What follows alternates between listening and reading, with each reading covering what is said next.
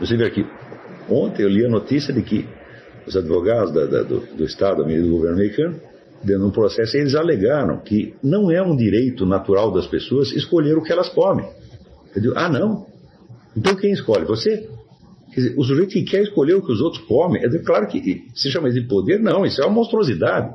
Né? E esse tipo de poder, entre aspas, tudo ele tenta se exercer, ele é sempre falso. Ninguém o obedece. Ele não tem a capacidade de se fazer obedecido, ele tem a capacidade de matar ou prender algumas pessoas, mas nem por isso os outros vão obedecer. Você vê que Adolf Hitler, na última semana de vida dele, ele estava protestando: ninguém me obedece nessa porcaria. Já tinha mandado matar não sei quantos milhões. Falei, e daí? Nem por isso os outros obedeciam. Então é um poder apenas de destruição, não é de fazer alguma coisa. Isso não eu digo, esse é o poder do leproso. O leproso quer acabar com você, ele te abraça. Ceausescu, a mesma coisa. Todos eles. Esses caras viviam aterrorizados. Então, o desenvolvimento do poder é natural, vamos dizer, dentro das disposições naturais e permanentes do ser humano. Então, por exemplo, eu penso assim, eu creio que eu posso educar um monte de pessoas. Então, eu tenho que me, vamos dizer, prover dos meios de fazer isso. Mas, às vezes, eu faço o cálculo. Até quantas pessoas eu aguentaria? Eu fiz, vamos dizer, um limite, um cálculo otimista. E eu acho que eu posso chegar até uns 10 mil. Depois disso eu perderia o controle da coisa. E cá entre nós, eu sou um baita educador. Agora, chega lá no ministério, tem um idiota semi-analfabeto que acha que pode determinar a educação de milhões e milhões e milhões de pessoas. A educação tem que ser, vamos dizer, de uma pessoa real para outras pessoas reais. Então, quer dizer, tem que haver inúmeros projetos de educação desenvolvidos por um educador ou grupo de educadores para um círculo de pessoas que ele consegue abarcar. E isso é o melhor que dá para fazer. Agora, seria justo da parte de um ministério, né, ele testar a habilitação para determinadas profissões, aí sim. Mas não determinar como o sujeito tem que ser educado para chegar naquilo. Mesmo porque os circuitos, os trajetos de aprendizado das pessoas, várias pessoas individuais, são absolutamente imprevisíveis. Tem pessoas que aprendem de uma maneira tão extravagante. Eu vi o meu filho Gugu, né? Tinha uma piscininha lá em casa, então os garotos iam tudo nadar. E ele não, ele ficava sentado. Você vai nadar? Não. Não vai nadar? Não. Ficou ali, observou aquilo umas semanas. Um dia ele deu uma mergulhada e saiu nadando como um profissional, sem nunca ter treinado. É o jeito dele aprender. Tem gente que vai por tentativa e erro, né? A maior parte das pessoas, se tentar aprender assim, vai se danar, mas era o jeito dele. Como é que eu ia saber que era assim? Ele nem sabia que era isso que ele estava fazendo. Eu achei que ele estava simplesmente sentado. Ele estava aprendendo a nadar, sem nadar. Foi o único a aprender. Todos os outros aprenderam do jeito comum. Não tem coisa que você se esforça por entender durante anos e não consegue. E daí um dia algum acontecimento totalmente fortuito te faz entender tudo aquilo. Acho que todo mundo já passou por isso. Então como é que eu posso já, de antemão, inventar um negócio que chama programa de ensino? Tudo seriado, tem que dar isso, depois na segunda aula tem que dar aquilo, depois tem que dar aquilo. Não tem um ministro da educação que seja capaz de aprender pelos métodos que ele está impondo aos outros. Agora, por que nós aceitamos isso, meu Deus do céu? Porque tem um treco chamado ciência. E a gente acredita que funciona. A rigor, digo, não existe nenhuma proposta educacional que possa se aplicar a um país inteiro. A minha proposta educacional serve para um determinado tipo de pessoas. Quais pessoas? As que vêm a ser meus alunos.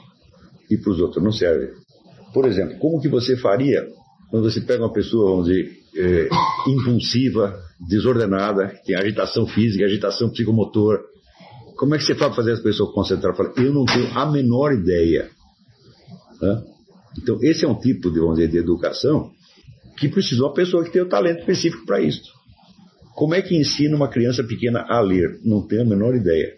Porque eu aprendi sozinho, lendo história em quadrinho, e não tenho ideia do meu método. E depois o que tentaram me ensinar na escola foi um fracasso. Também me lembro que quando entrei no ginásio, os camaradas lá me davam uns cálculos para fazer, e eu só conseguia fazer o cálculo na base instantânea. Ou eu captava já imediatamente a estrutura inteira da coisa e dava o resultado, sem conseguir expressar os vários passos que eu tinha seguido, ou então eu não conseguia.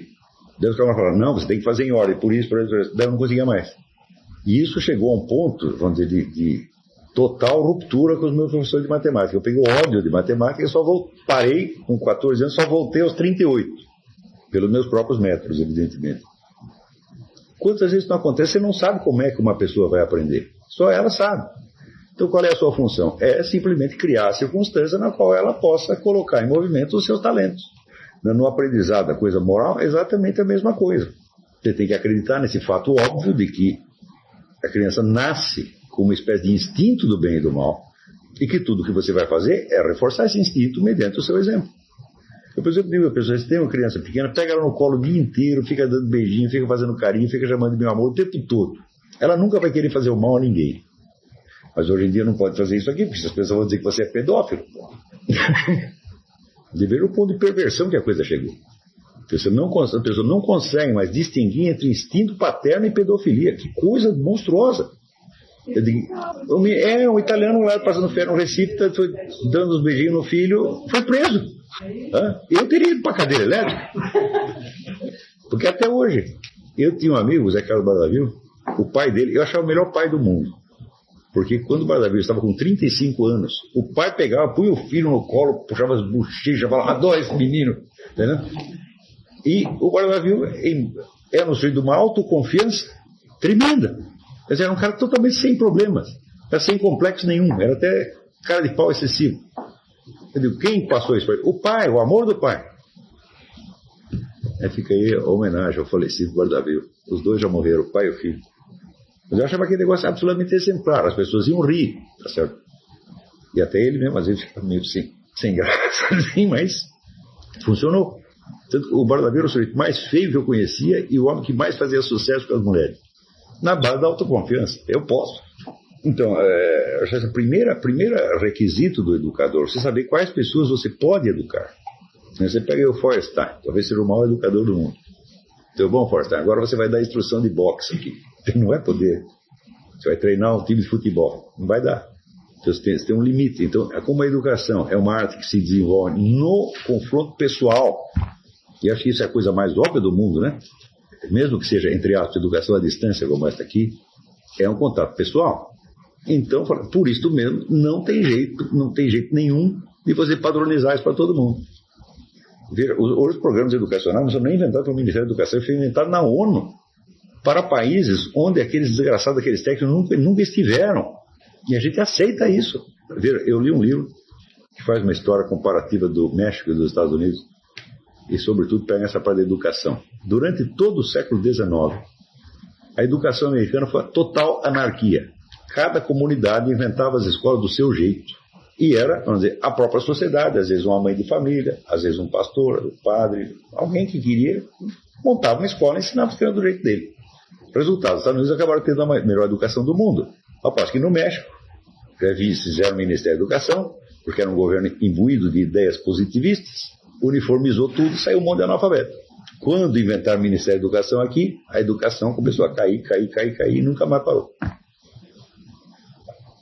Então, assim, as pessoas perderam já a dimensão da história. Logo no começo do curso, aqui, eu disse para vocês, primeira coisa da sua educação, você vai ter que ler toda a literatura universal e saber a data de publicação. Porque daí você tem uma espécie de história do imaginário. E você sabe mais ou menos localizar as coisas. Não tem outra maneira. Não é estudar história, não. Você só vai conseguir estudar história se você tiver, vamos dizer, a abertura do imaginário para o elemento ficcional. Porque em história você também nunca sabe se está lidando com a realidade ou com a ficção. Então, a ficção é mais importante. Leibniz dizia, o sujeito que tiver visto mais figurinhas, mesmo que seja só de coisas imaginárias, acabará sabendo mais. Então, você tem que fazer a sua coleção de figurinhas. Isso aqui é mortalmente sério. Para mim foi sorte que eu começasse assim, foi pura sorte. Porque me caiu na mão o livro do Otto Maria Carpo, então eu lia lá a história da literatura ocidental, lia aquilo, anotava os autores e ia atrás daquilo. Onde a minha ideia de história da humanidade é muito mais baseada na cronologia das obras de ficção do que no conhecimento dos fatos, porque o conhecimento dos fatos seria muito mais coisa, minha memória talvez não abarcasse. Mas você sabendo a época das obras de ficção, você tem ideia do imaginário. E as coisas se encaixam ali naturalmente. Por exemplo, se você leu a Divina Comédia, então você entende que na época de Dante era normal as pessoas se encararem umas às outras como almas imortais. Você pega qualquer bandido, ele tinha consciência da imortalidade da sua alma, né? Então tinha, né, como fala no filme do Gladiador, o que fazemos aqui ecoa na eternidade. As pessoas sabiam isso. Então, evidentemente, as pessoas sentiam, imaginavam as coisas de uma maneira muito diferente da nossa, mas nós podemos incorporar aquela. E você incorpora através do quê? Da literatura, da ficção. Quer dizer, você absorve a forma imaginária e ela passa a ser sua forma imaginária imediatamente. Porque você vai começar a interpretar o que lhe acontece, interpretar os fatos em termos das narrativas fictícias que você conhece. Quer dizer, não é que você interpreta a obra literária, ao contrário, você interpreta o que acontece à luz da obra literária. Eu recomendo também a mesma coisa para a pessoa ler a Bíblia. Você não precisa interpretar a Bíblia, você vai interpretar, não vai acabar, tá certo? Então o que você faz? Você lê, né? Depois, quando acontece alguma coisa pertinente, você pensa, é disso que estava falando. Você vai construir o seu sistema de analogias. Isso aí, vamos dizer, é um elemento fundamental não só da sua cultura, mas da sua personalidade. Mais ainda, a questão, vamos dizer, do domínio da linguagem, né? A gente vê que eu não consigo ler traduções brasileiras de mais nada, né? Porque eu vejo que as palavras, elas não evocam mais as coisas, entendeu? Fica parecendo que é tudo verbalismo. Não é verbalismo, se você prestar um pouco de atenção, não é. Mas as palavras não têm mais aquela contundência que tinha antigamente, né? Por quê? Porque acabou a tradição literária. Então, vamos dizer, isso é absolutamente necessário recuperar. Então, tem mais alguma pergunta aí? Então, se não tem, então fica aí até a semana que vem. Muito obrigado.